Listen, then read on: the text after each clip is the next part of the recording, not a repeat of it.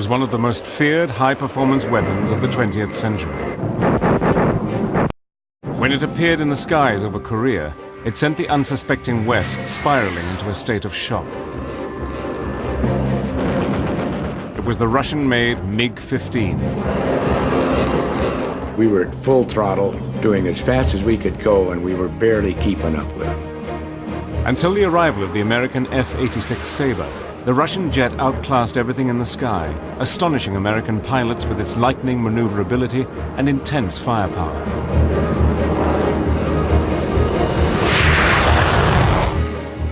We could hit the MiG a number of times, and the MiG wouldn't necessarily go down. But if the MiG hit an F-86 with those cannons, the F-86 was not going to make it home. But under the umbrella of the Cold War, this deadly game of aerial combat held a dark secret that threatened to throw the world into nuclear war.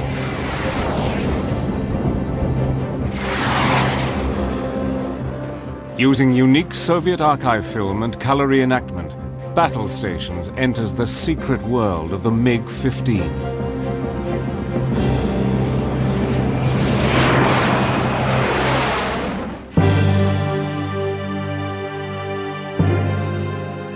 Russia in the 1920s was a country of turmoil, revolution, and change. Stalin's reign of terror permeated every aspect of life in the Soviet Union. Soviet aircraft designers lived in a world of secrecy and fear. Although well behind the West, Soviet designers were actively experimenting with advanced technology. But by the 1930s, much of this innovative work was suppressed by the politics of the day. Aircraft designers knew that to fail could mean banishment to a labor camp in Siberia or a bullet in the back of the head. You were living under an administration which was happy to shoot large numbers of engineers or anybody else on simple whims, political whims or whatever. And so there was an atmosphere that really is very difficult for people in the West to understand. Stalin astonished the world in August 1939 by signing a non-aggression pact with Germany. When his top engineer discovered that the German Me-109 fighter was far superior to anything in the Soviet Union, Stalin flew into a rage. Nikolai Polikarpov, his chief designer, immediately fell out of favor as too old and staid. Stalin began to search for a younger and more dynamic team. He selected a young designer called Artem Mikoyan to head a new design bureau and named Mikhail Gurevich as his deputy. Artem Ivanovich was of course a designer, but an exceptional organizer too. He was the ideas man, whereas Gurevich was someone who was very good at detail and fine-tuning the designs. Artem Mikoyan was from Armenia, the son of a carpenter. He had trained as a pilot in the Soviet Air Force and later became an engineer. His brother was on Stalin's Council of Ministers. By 1937, he had joined the main Soviet design bureau led by Polikarpov. Here he worked on several successful aircraft designs. Now he would replace his boss and lead the Soviet Union into the jet age. Mikhail Gurevich was a Ukrainian. He trained as an engineer and after the revolution became an aircraft designer in Moscow. Here he met Mikoyan and they became good friends. Gurevich liked Artem Mikoyan a lot. He was perfectly happy to be his deputy. They were both kind and decent people, and that's also why they worked so well together. The motto of the new experimental bureau was speed and altitude. All their future aircraft designs would be known as MiGs, after the combination of its creators' names. It was the start of a partnership that would be associated around the world with successful aircraft for decades.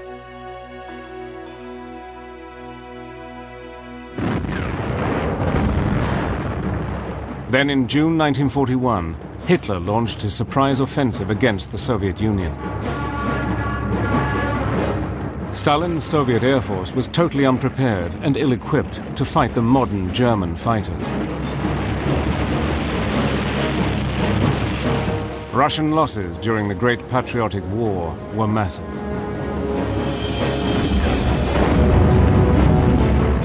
Final victory over the Nazi war machine was largely due to the remarkable success of the Red Army, but the Soviet Air Force urgently needed to modernize.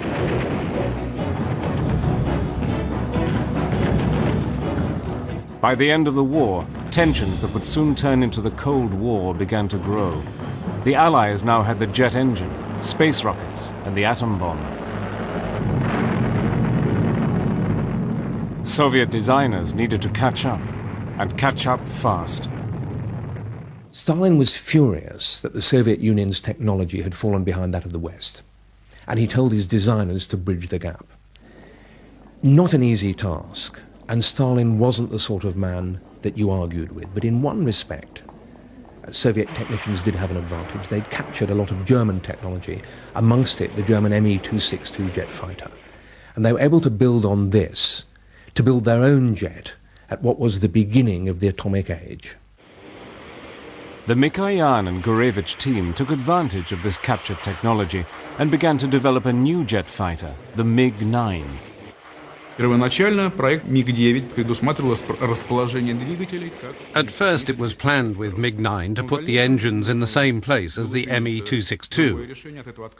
But later on a different decision was made, and the engines were placed in the fuselage, which was recognized to be more effective. Tests proved that this was the correct decision. In April 1946, fitted with two German BMW jet engines, the MiG-9 was the Soviet Union's first prototype jet ever to fly. At the high speeds, bailing out would now become sheer suicide. So the first ejection seat in the USSR was successfully tested. In the jet age, many more design problems had to be solved. They realized in order to reach high speed, close to the speed of sound, they needed a new arrow-shaped wing. That wing would push back the shock wave and air resistance in order to achieve much higher speeds. The design and transition from a straight wing to a swept-back wing was to give the MiG its most famous characteristic. Now with the cigar-shaped fuselage and swept wings, all the jet fighter needed was a much more powerful engine. The problem with the Me-262 engine, which the Germans had run into, and was the major factor in its late appearance in the war, was how do you make a turbine blade stay on the turbine given the kinds of pressures you're putting on a jet engine. And that was a problem which the Soviets were not capable of solving. At this crucial moment, the new post-war British Labour government, as part of a trade agreement, invited Mikoyan and a Soviet delegation to visit the British Rolls-Royce engine factory. The Russians were eager to get access to the latest Rolls-Royce jet technology. Stalin reacted with typical suspicion, asking, "What fool will sell us his secrets?" On arrival in July 1946, Mikoyan and the Soviet delegation were welcomed with typical British hospitality. He was invited to the house of one of the Rolls-Royce bosses, and they played English billiards. Artum played billiards well. I know, because I played billiards with him many times.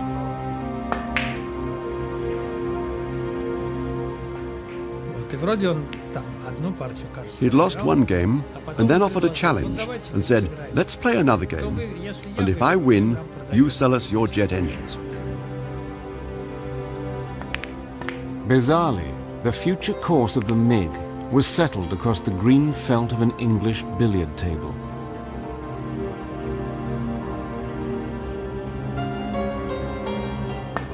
Mikoyan had beaten the British at their own game. He had won the famous Rolls-Royce jet engine. It sounds like an anecdote, but he told me that this was true. Although the Russians were about to receive the best of British jet technology, certain question marks remained. The visit to the Rolls-Royce factory put those questions to rest. The Russians had another trick to play. Самый главный вопрос – это материал, из чего сделана лопата. The most important question was what were the blades made of? С производством. During the tour of the factory, one of the members of the delegation wore special boots with spongy soles, and he secretly trod all around the metal lathe, so lots of shavings stuck to his boots. He took these shavings back to analyze in the USSR, so by the time the engine was purchased, they already knew the composition of the alloy, and this helped to speed up the copying of the Nien engine and launch the Russian engines into mass production.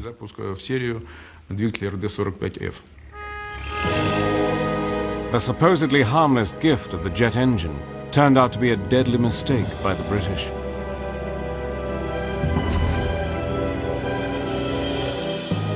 The Rolls-Royce jet engine was quickly copied, and Stalin at last had his new generation of jet fighter aircraft.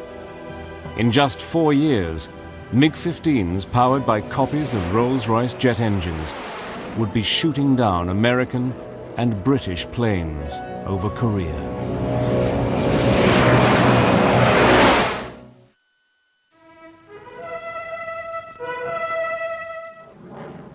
The Tuchina Air Show, Moscow, July 1949.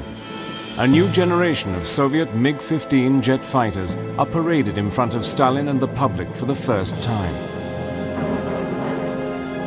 The MiG designers Mikoyan and Gurevich had been awarded the Stalin Prize for their winning design. The MiG-15 had a maximum speed of 652 miles per hour and was capable of flying at 50,000 feet. It was given powerful armaments with two 23mm and a single 37mm cannon. Most of the pilots who flew the MiG-15 were enormously impressed. My first impressions are hard to describe in words. In the MiG-15, the conditions for the pilot were wonderful. It was designed with love. The view was fantastic, because the cockpit was right at the front of the plane. While I was flying, it was like gliding over a precipice.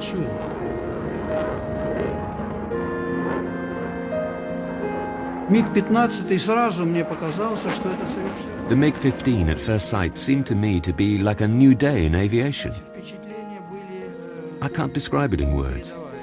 It was indescribable.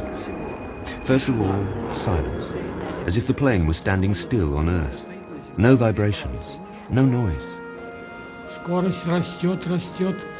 The speed's going up 600, 700, 800. You feel overwhelmed. You just want to break into song.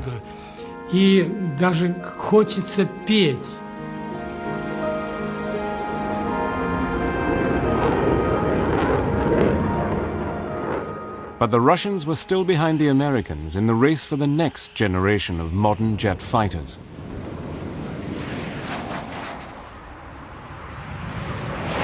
In the spring of 1949, a US Air Force F-86 Sabre jet had flown supersonic for the first time.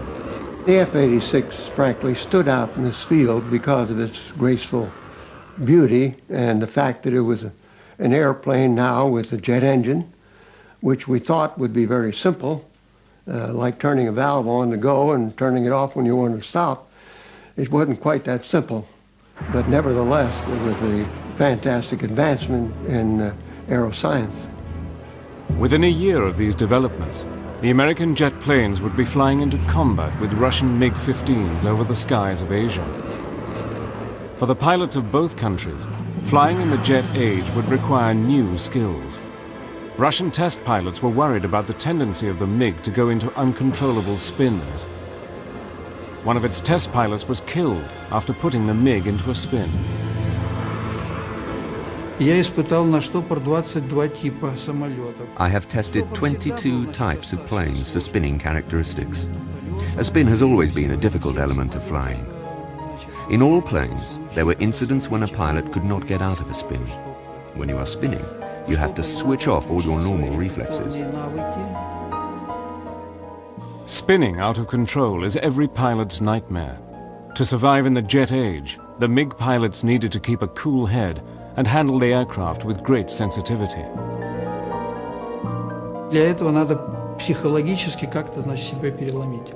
You have to overcome your instinctive responses. This is what made the MiG so different from all previous planes. Самолетов предыдущих. On May Day 1950, the MiG-15 flew past an unsuspecting audience in Moscow's Red Square.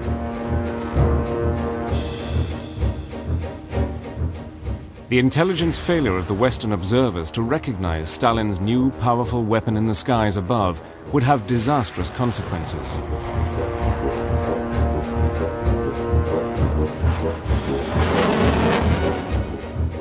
MiGs were already in the throes of full-scale production. Only a month later, the Soviet-supported North Korean People's Army launched a massive invasion of South Korea.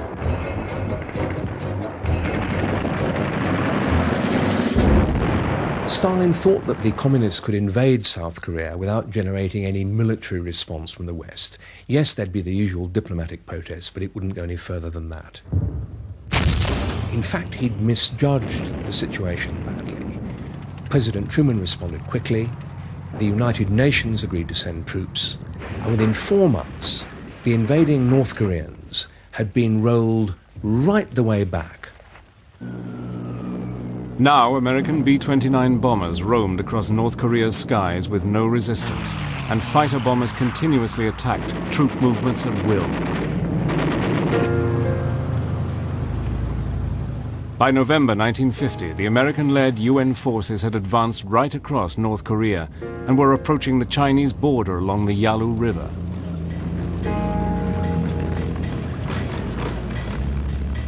Mao Zedong, the Chinese communist leader, wanted a cause to unite his young nation. The American advance to China's border provided the perfect opportunity. On Thanksgiving Day 1950, advance units of the UN force in North Korea paused along the Yalu River, the border with China. On the following day, the war changed dramatically when tens of thousands of soldiers of the Chinese People's Army stormed out of the mountains and attacked the UN forces.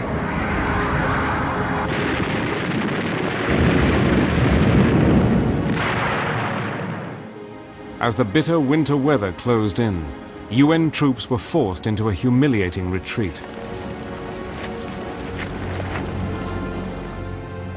Stalin felt he had to support his communist ally, but only in total secrecy. In December 1950, Soviet MiGs were deployed in China to be flown secretly by disguised and highly experienced Russian pilots. Сохранялась тайна нашей отправки на Дальний Восток. Сняли нас все знаки. Our departure to China was to remain a secret, so all our insignia had to be removed. We looked as though we had been demobilized. On arrival, we were all given Chinese uniforms, but most officers did not like it. So as soon as they got their pay, the officers changed into civilian clothes and wore those instead. Носили гражданскую форму.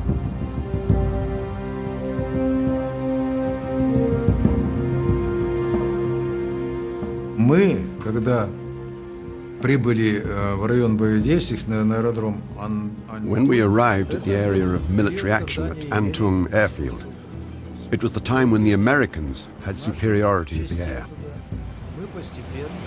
But as our squadrons appeared there, we took the air supremacy away from them by attacking their piston fighter planes and bombers. поршневыми самолетами и бомбардировщиками. The sudden appearance of this new Soviet jet fighter threw the West into a state of shock. No longer was American air power to dominate the skies. The United States Air Force now had a fight on its hands.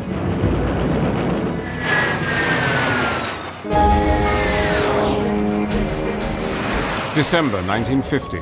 Soviet-built MiG-15s fly into action for the very first time.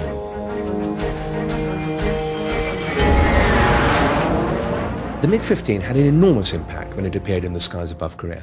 First, it was a psychological blow to the Americans, who were shocked, frankly, at being technically outclassed by this new war machine.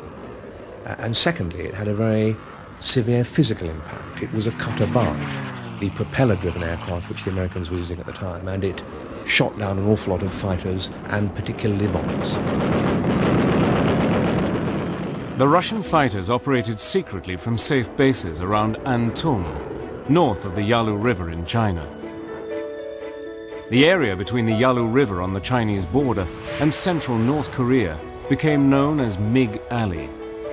Western aircraft entered at their peril. In addition to supplying the Chinese with MiGs, the Russians were also secretly training Chinese and North Korean pilots. I was one of the 80 chosen to go to the Manchuria and trained first by the North Koreans to fly the propeller planes. And after that, we turned over to the Soviet Air Force to learn to fly the jet planes. All we learned was just take off and landing. That's about it. And then they told us that we are now ready for the solo in the MiG-15. So everybody had some problems because of the tremendous thrust and also high altitude capabilities. Если взять корейцев, с феодального века в реактивный. Вот. The Koreans, they had to leap from the feudal age into the jet age. Can you imagine what a gap? Ничего не видели, ничего не знали. И их сразу в реактивные. They didn't know anything, and they were put into these jet planes. This wasn't easy to do. Очень много словесно приходилось. There was a lot of talking and persuading, and we had to convince them of how things had to be done. Убеждать, что нужно так делать, так и так. Целый день понадобилось только узнать, как кого зовут, записать. I needed a whole day to get to know their names and to get to know them. I didn't speak any Chinese, and those I had to teach didn't know any Russian. The pilots taught them to fly, and we taught them how to service and maintain the plane.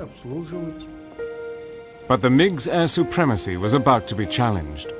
Within weeks, a squadron of the new American F-86 Sabres was rushed from the United States to take the MiGs head-on.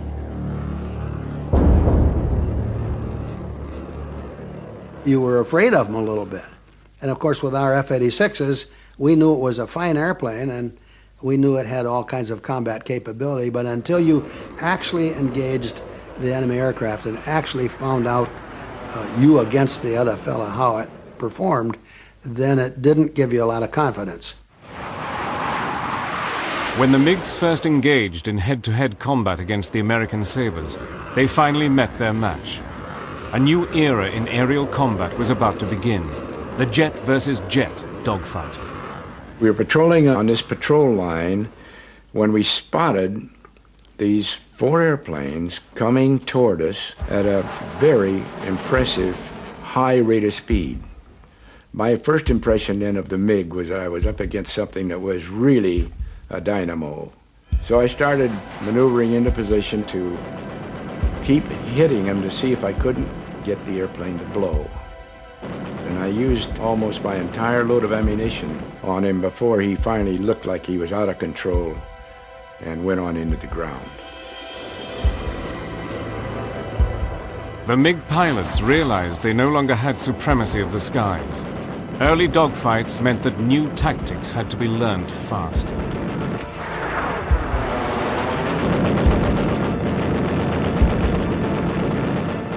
This aerial combat was basically chaotic both vertically and horizontally. But from the battle we learned we should never fight sabres horizontally.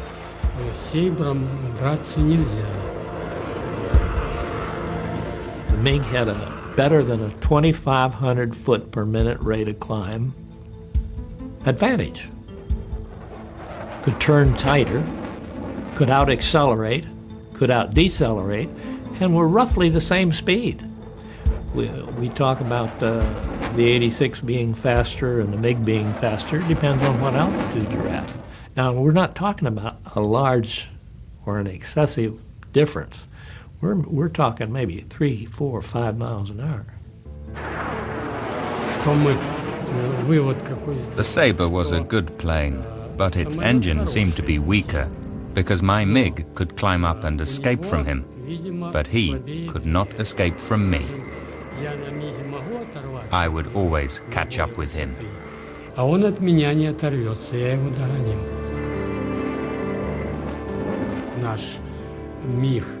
MiG was very well armed, much better than the Sabre.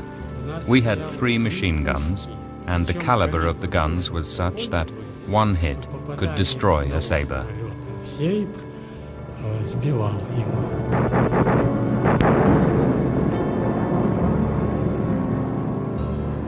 We just had 50 caliber. We could hit the MiG a number of times, and the MiG wouldn't necessarily go down. But if the MiG hit an F-86 a few times with those cannons, the F-86 was not going to make it home. Мы дрались с ними, так честно говоря, в спортивном азарте. We fought against them like sportsmen. Whoever handled their plane best won.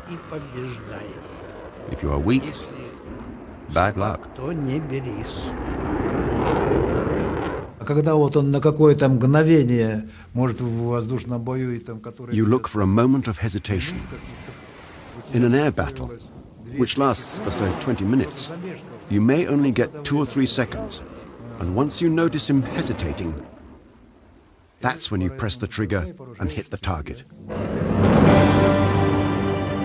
The main role of the MiG-15 was to intercept American bombers, which were raiding North Korea with their Sabre escorts. The principal MiG tactic was to take advantage of its superior altitude and lie in wait at heights of up to 50,000 feet, and then ambush the American air armadas below. If possible, go up to 50,000 feet. 50,000 feet, then American plane wouldn't come up there. You go up to 50,000 feet and look down at the American plane, go down and shoot. In October 1951, Lev Ivanov led a Soviet MiG attack on 48 B-29 bombers. Шли они без прикрытия со стороны моря и шли градусов под... They came flying in from the sea without cover at an angle of 30 degrees towards the bridge, which was the best approach to bomb it. Пришли с опозданием прикрытия. The Sabres came in to protect the bombers, but they were 4 minutes late, so naturally we took advantage of that. Воспользовались, конечно.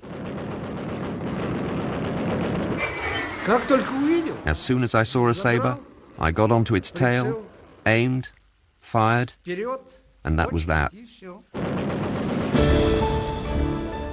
So many bombers were lost that this day became known as Black Tuesday.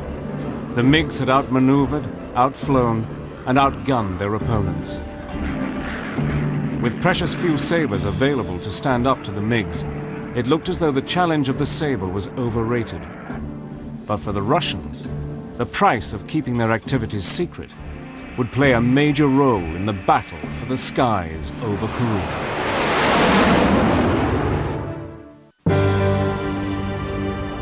The Russian MiGs that roamed the skies above Korea had astonished the West.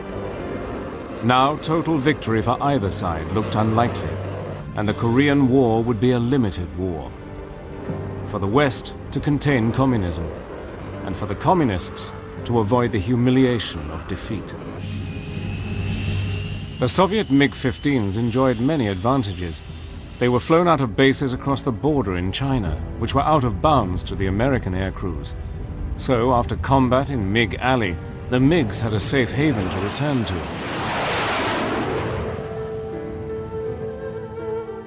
Although the MiG-15s were flying in Chinese colors, it was an open secret that many of the pilots were actually highly experienced Russian aces from World War II. But Russian pilots were walking a deadly fine line. Neither side could admit that US and Soviet jet pilots were facing each other in open combat for fear of escalating the conflict into nuclear war. The Russians, the Soviets were very hesitant for obvious reasons to say they were flying the MiG-15 aircraft. And so they simply never claimed or admitted that they were flying the airplanes, but we knew. I mean, we could listen to the broadcasts of fighter controllers and the fighter pilots, and it was clearly Russians flying the airplanes. Вести переговоры на китайском языке в воздушном бою. Это не прижилось. We were told to only communicate in Chinese during a combat. But it didn't work because we always broke into Russian. And sometimes we even broke the bounds of decent language. And we would swear at each other in the air. The Soviet pilots experienced other frustrations. They were not allowed to fly over enemy territory in case they were shot down and a Russian pilot was captured and paraded before the world. Nor could they fly over the sea for fear of being shot down and both aircraft and pilot being captured by Americans. Ну, лично сам я и летчикам своим внушал. I decided that I must not be taken prisoner, and that I would rather crash the plane and kill myself. I would not become a prisoner of war. Или еще что-нибудь, но в плен, чтоб не попасть. Поэтому не рекомендовалось вылетать за линию фронта. One pilot who had to be ejected crossed the front line by mistake. He was encircled by enemy troops. So rather than being taken prisoner and being tortured and humiliated, he took his own life by shooting himself. I think I would have acted in the same way. Полка, летчик в воздушном бою.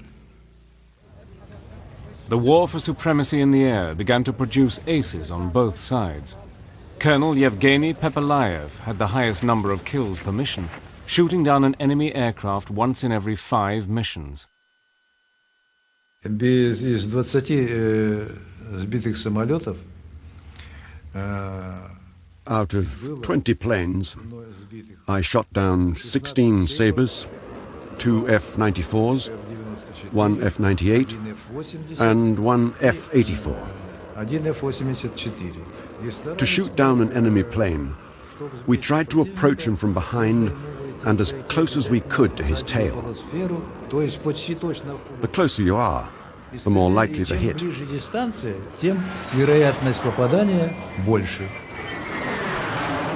I had the gun sight almost on him, but it wasn't there, and I didn't fire. You don't shoot until the picture's right. He did not get away. I knocked his engine out. He was almost being consumed by engine fire. During these dramatic dogfights in the air, MiG pilots discovered the remarkable abilities of their aircraft to take enormous punishment. Мы парой с ведущим. I was flying towards the ground, following my leader, as it was my responsibility to guard his tail. The American plane was waiting there for me to come out of the dive. It was then that he shot me. И тут он меня подстрелит.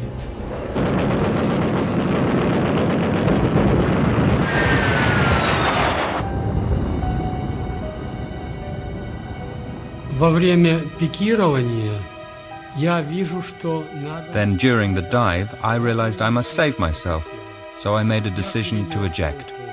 I moved my hand to the ejection handle and thought I'd pressed it, because in that moment I felt such G-force, such an enormous amount, I felt my bones were cracking. Then everything went dark and I fainted. Я почувствовал, что у меня кости все затрещали. Потемнело в глазах. Я потерял сознание. Когда я пришел в себя, я глаза открыл. When I came to, I opened my eyes and saw I was still in the plane. This came as a shock. If I had ejected myself, why was I still inside the plane? I grabbed the stick to gain control, and at that moment I heard a horrendous mechanical screeching. My brain was in overdrive. What shall I do next? As all the hydraulic systems had been blown apart, Bondarenko did not know whether his landing gear was operational. Я думаю, буду садиться грубо. I thought that I'd have to do a belly landing with just the left wheel out. And as I approached the ground, I hit it with the wheel. And luckily for me, then the whole undercarriage came down. Эти обе стойки стали. Я был счастлив. I was so happy that this plane had saved my life. It's not just words, it's true. It used all its remaining strength to return me home and land. Прилетел и сел. Я подошел. I came up to the plane and I kissed it on the nose, and I thought, how wonderful we have such miraculous technology. Какое счастье, что такая у нас чудесная техника. The MiG-15 had earned its affectionate nickname, Samolyot Soldat, the soldier aircraft. By spring 1953, the Korean Air War was in stalemate. The US military, keen to capture the Russian technology, offered a huge reward and political asylum to any pilot that delivered a MiG to South Korea. No one had yet responded. But a daring escape attempt by a lone pilot would provide a last-minute twist to a war that seemed to have no end.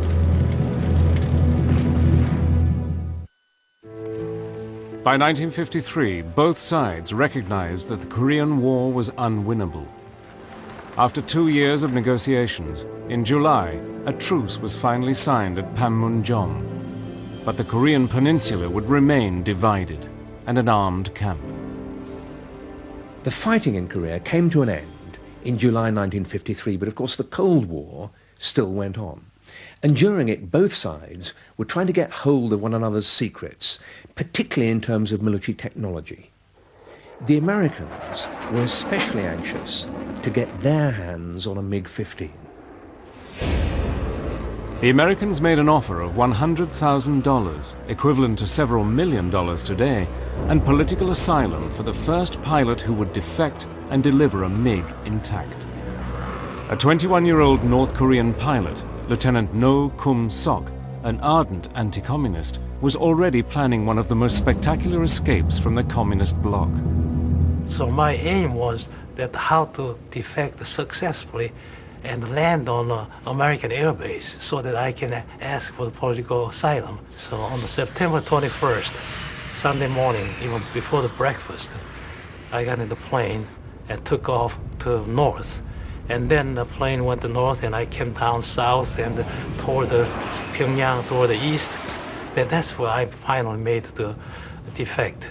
It was not easy. In fact, that defection was harder than equivalent to, say, 50 combat mission. Now south of the demilitarized zone, he flashed into UN territory. Just 4 tense minutes after crossing the border, he spotted the US Kimpo air base and decided to risk a landing. Radar people missed me, and also anti-aircraft gunners I was afraid of, they missed me.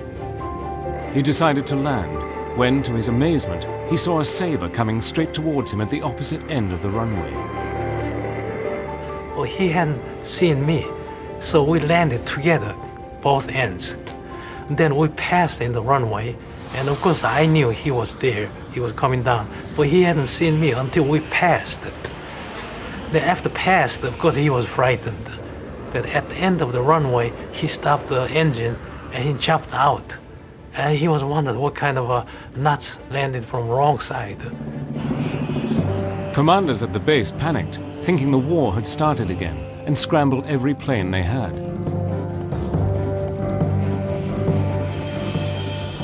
Lieutenant No Kum-sok did not know of the reward. He just wanted to fly to freedom.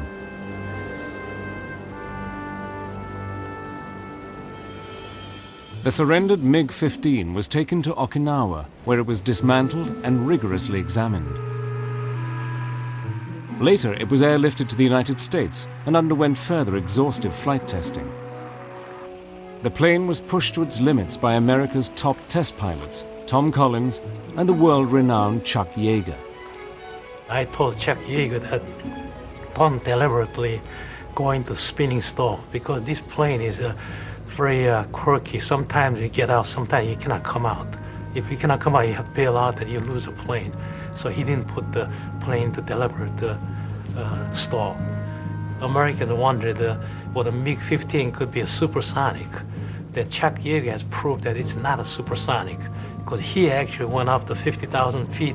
He dived down, straight down, and he almost lost his life because he was totally out of control and control system didn't respond until he got down as low as near 3,000 feet. And the chaser plane flown by Tom Collins hand gestured him to bail out. But he didn't bail out, and somehow he pulled out at the 3,000 feet above the water. The test flights proved that indeed the MiG was an exceptional plane, but revealed no new supersonic technology. The defector, Lieutenant No Kum Sok, went to work for the US government and became an American citizen. With the Korean truce signed, the Soviet MiG pilots returned home, but the MiG-15 had already earned its place in history. Eventually, the Russians claimed the MiG combat record gave them a 4-to-1 advantage. The US claimed a 10-to-1 ratio in favor of the F-86 Sabre against the MiG-15.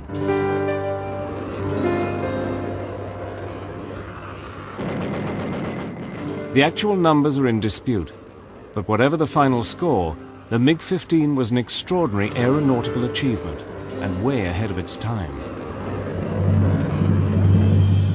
I think in terms of the challenges that the Soviet design bureaus confronted in putting together the MiG-15, given the limitations of technology that they confronted in industrial production, that they did an incredible job in putting together an aircraft that could really challenge the F-86.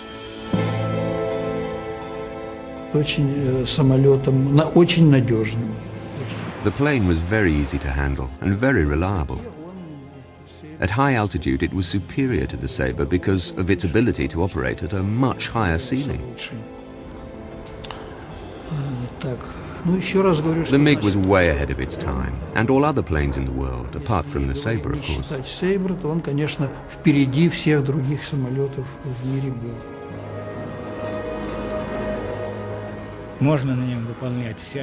You could perform all kinds of high-speed maneuvers. It was a great fighter. I liked it and was very impressed by it.